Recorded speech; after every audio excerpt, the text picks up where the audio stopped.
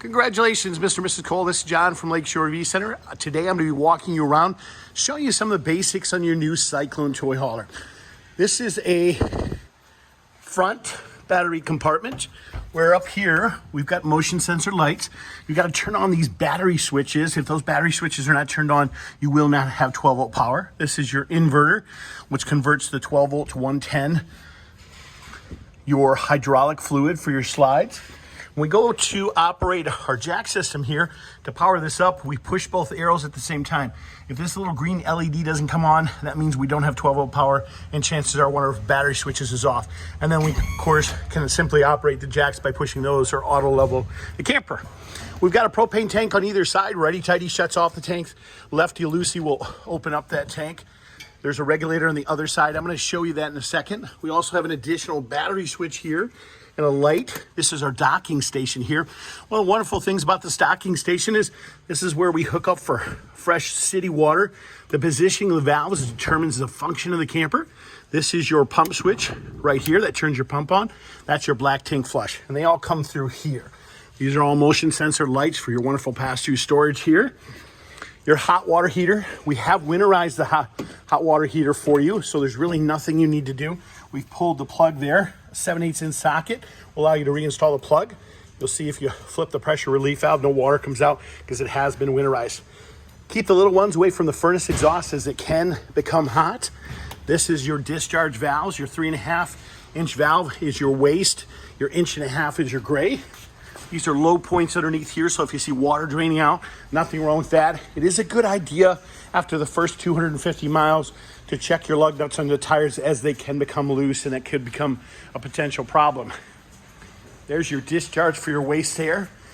An additional black tank flush right there. You have additional valves back here because you do have a bathroom in back, of course. This is for your fuel. Front tank is for your generator. There's your discharge nozzle for your toys, and that's where you turn everything on. You have a wonderful power cord wheel on this. You just push the button there to the right, and that winds up the cord. Your ladder is rated at 250 pounds. You do have to pull there'll be little pins in here that you pull to allow that to pop down. To pop down your tailgate, simply pull this out, rotate the handles. When it comes down level position with a cable attached, that's patio position. If you want it to be a ramp and go right to the ground, you simply detach the cables. Your steps for your patio are stored right there. Let's walk you around to the front of this. We're going to show you that regulator and your gas grill over here.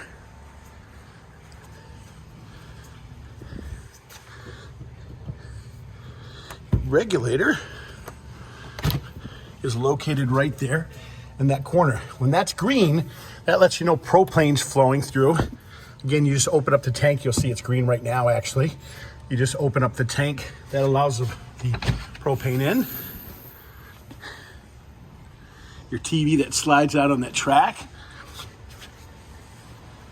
And your gas grill right there. Just push those two blue tabs and that'll slide right out. There is a quick connect right below here. And then, of course, your spare tires right there, too. That slides out on the track system. You do have the upgraded Canadian Arctic package. What that means is you have additional heating pads on the tanks and lines. To get your handle to slide out, simply pull the pin, and that'll slide forward for you. This is a recharger for your phone. This is for the inverter. Simply turns that on.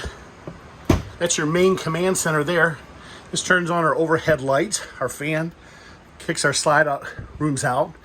There is an additional control in this main control for your other devices, as well as oftentimes your slides, so you can function everything from there.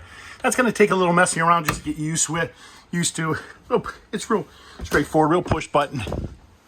Here's your thermostat for your furnace. To operate that, push that a couple times, snowflake appears. That just means we've kicked on our air conditioner. Up and down arrow keys control our desired temperature. If we want to go to our furnace, what we have to do is push it again. The wavy lines indicate furnace, and then the up and down arrow keys control our desired temperature. I'm going to kick that back to our air conditioner there for a second. Let's walk you up front. You do have air conditioners throughout the entire camper. So you do have thermostats throughout the entire camper. You're gonna notice throughout the camper, you've got outlets with those little stickers that say SOL.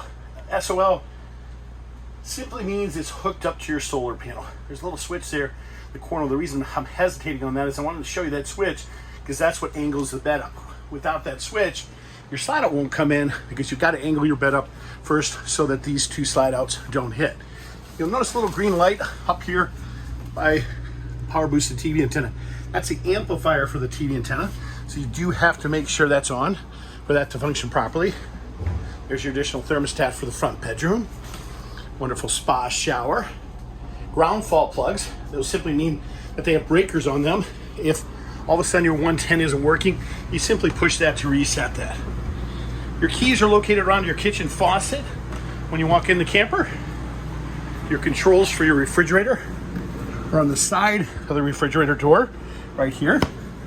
To operate your stove, real straightforward, has auto igniters on it. You simply turn these, hold this in. Now it might take a second for that to fire up because it's getting air and bleeding the air throughout the line. These are overhead and mood lighting for around the slide outs.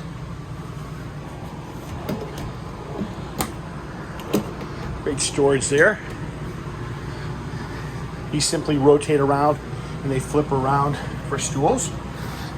To operate your fireplace, you simply just push the button on the far right hand side that turns it on. This will turn on if you want it high or low, and that will change the color of the flames. And we'll shut it back off there. Your remotes and your racks and your hoses are located in this box and back here, as well as you do have electrical adapters and a sewer hose we're going to give you with the camper. There are 4 pins that hold those beds, the upper bed, in place. You have to pull those pins if you want the upper bed to come down. So when you go to operate the control, which is located right over here, you've got to pull those 4 pins before anything will happen. If you don't have switches on the wall for any lights, simply reach to the center of the light and depress, and that will turn those on. These are ram airs. They allow fresh air into the camper. Good reminder, you guys, is with your 3 Seasons door, make sure that you let down your glass panes before you shut your back door because you don't want those panes to pop out for you. Emergency escape window right there. You guys, this is just some of the basics on your new toy hauler. One last thing is your fuse box breaker panel. That's all located right here. Simply push that. Whoops. That will open up as your 110 breakers are labeled and marked. Your 110 appliances and your fuses are right above there. You guys, this is John from Lakeshore RV Center. If you do have additional questions, please don't hesitate to ask. You can always reach me on my cell phone at 231-740-6225. Thank you and have a great day.